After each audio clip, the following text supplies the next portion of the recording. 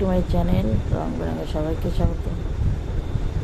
আজ ভেবেছিলাম যে ক্যামেরাটা মনে হয় অনেক করতে পারবো না। সকালে সব কাজ হয়ে গেছে, বৃহস্পতিবার পুজো পাঠ সব হয়ে গেছে, রান্নাও হয়ে গেছে, ব্রেকফাস্টও হয়ে গেছে। এবং হঠাৎ করে শরীরটা একদম অস্থির করে বমি হলো, একবারই হলো বমি হলো। তারপরে এসে শুয়ে আছি, তাই ভাবছি ক্যামেরাটা তো অন করা হলোই না, ভিডিওটা যে কী দেবো আজকে, ভিডিও মনে কোনো কিছু দেওয়া হবেই না। শুয়ে আছি, ভালো লাগছে না, শরীর ভালো খারাপ তো ভিডিও দিতে হবে, দিয়েও কোনো লাভ নেই। যাকে একটু শুই, তাহলে যতটুকু ভিডিও আছে ততটুকুই দেবো, আর কি করা যাবে। লাইটটা জ্বালায়নি, লাইট অফ করে শুয়েছে, ফ্যানটা আর অফ করিনি।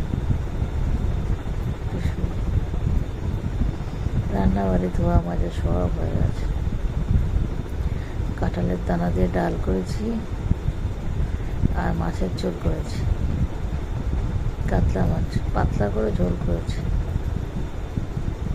জিরে ফোড়ন দিয়ে, কোনো মশলা দিইনি, কিচ্ছু দিইনি।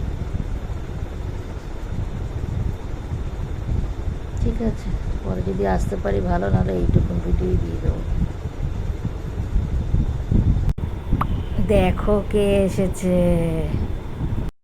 চিনতে পারছো একে? আমার ভিডিও দেখে দেখে চিনে এসছে।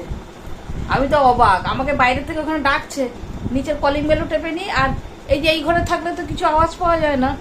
তারপরে ওর বাবা বলছে যে এরকম আমার ননদ এসছে, তাই বলছে যে ও বুলিদি দেখো, দেখেছো এ হচ্ছে টান টান থাকলে ঠিক আসা যায়। আন্টি খেয়ে যাবে, বলে না খাবো না, ওরা চিন্তা করবে না বলে একটু দরকারি কাজে এসেছিল। কতবার বলেছি আসতে, আসেনি, আর এখন এসছে খুঁজে খুঁজে। ঠিক বলে নতুন বাড়ির রংটা সব ভিডিও তো দেখে দেখে দেখে ঠিক চিনে চলে এসছে। আগে একদিন বলছিল যে যখনই তোমার বাড়ি যাবি মানে যাবো ভাবি, তখনই দেখি কেউ না কেউ এসছে বাড়িতে গেস্ট, ওই জন্য নাকি আসতে পারে না। তো এইভাবে আসলো, বিকেলের দিকে তো আসতে পারতে। হ্যাঁ আসবে, এরপর আসলে সকালের দিকে আসবে, সুনন্দাকে নিয়ে আসবে, ছেলেকে সুনন্দাকে নিয়ে আসবে। বেশ, আমাকে একটু হাঁটাচলা করতে পারে না নাকি? হাঁটলেই কষ্ট হচ্ছে, পায়ে যন্ত্রণা হচ্ছে। পায়ে কোথায়, কোমরে নাকি? না না, পায়ে এয়ারলাইন ক্র্যাক হয়েছিল, এবার তার থেকে যেখানে হয়েছে তার উপর দিকে এখন ব্যথা, বুঝতেই পারছি না কেন ব্যথা। এবার ডাক্তারের কাছে যাবো আবার।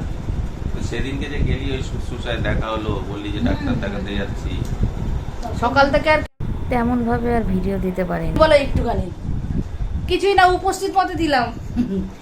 এই যে একটুখানি ওই মটর ডাল করেছিলাম, ওই কাঁঠালের দানা দিয়ে অমলেট, আর এই কাতলা মাছ করেছিলাম একদম সাদা মাটা ঝোল, আর একটুখানি গন্ধরাজ লেবু, এইটুকুনি ভাত, তাই বলে আবার কত বেশি। এই আমার কর্তা মশাই এখানে বসেছে, হাতে হাতেই নিয়ে খাচ্ছি সবাই, আসলে এই ঘরে এসি চালানো তো, তাই ডাইনিংটা একটু গরম, তাই এখানেই বসলাম। খাওয়া দাওয়ার পর বেশ কিছুক্ষণ গল্প করলাম, তারপরে ও চলে গেল, এই ছেড়ে দিয়ে আসলাম, নিচে কেকটাও দিয়ে আসলাম। ভালো লাগলো, হঠাৎ করে আসলো তো ভালো লাগলো। ওরা এখানেই থাকে, একদম আমার মানে প্রতিবেশী বলা চলে, জানতো না তাই চিনে গেল। মেয়ের বিয়েতে এসেছিল, মেয়ের বিয়েতে কিন্তু বাড়ি ভাড়া করা হয়েছিল, সেইখানে গেছিল, বাড়িটা দেখা হয়নি, তা আজকে আসলো, দেখে গেল, ভালো লাগলো। পুরনো মানুষজন আসলে না ভালো লাগে, কথা বললেও ভালো লাগে। এবার একটু শুই। শুভ সন্ধ্যা। সন্ধে দিয়ে এসে রান্নাঘরে আসলাম। দুপুরে তো আর আসতে পারিনি, সেই বাসন টাসন রয়েছে, দুপুরে খাওয়ার বাসন রয়েছে। মাছের ঝোলটা একটু জাল দিতে হবে, আজকে তো অনেক সকাল সকাল রান্না হয়েছে। মাছের ঝোলটা একটু জাল দেবো, আর আমি একটু চা করব একার জন্য, সে চা করে চা খাবো। তো মাছের ঝোলটা জাল দিয়ে নিই, তারপরে চা খেয়ে সব পরিষ্কার করে একেবারে মেজে টেজে রাখবো। কালকে আবার শুক্রবার, যতটা পারি কাজ সেরে রাখবো, তাহলে রাত্রিবেলা শুধু খাওয়ার থালাটা থাকবে, পারলে রাত্রে মাজলাম, না হলে পরের দিন মাজবো। সেদিনকে একদিন মাছের ঝোল জাল দিইনি, বেশ না মানে নষ্ট নষ্ট হয়ে উঠছিল, মানে হয়নি পুরো, উঠছিল। অত সকালে রান্না করা হয় তো, তারপরে আমাদের এখানে তো তুলনামূলক গরমটাও বেশি, দরজা জানলা বন্ধ থাকে মশার জন্য।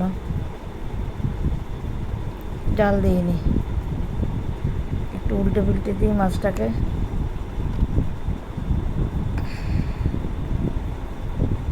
ডালটা হোক, এটা হয়ে গেলে তারপরে চাটাও করব, চাও খাবো। এই মাছটা একটা ছোট পাত্রে ঢালবো নাকি চিন্তা করছি, তারপর ভাবলাম না এটাতেই থাক, এই ইয়েটাতেই একজন ভাত খেয়ে নিতে পারবো। ওর বাবাকে অন্য থালায় দিয়ে এই থালাটাই আমি নিতে পারবো। এবার গ্যাস ট্যাস মুছে বাসন টাসন মেজে উঠবো। ভিডিওটা তাহলে আজকাল তো এখানেই শেষ করছি, আবার আগামীকাল একটা নতুন ভিডিওর সাথে হাজির হবো।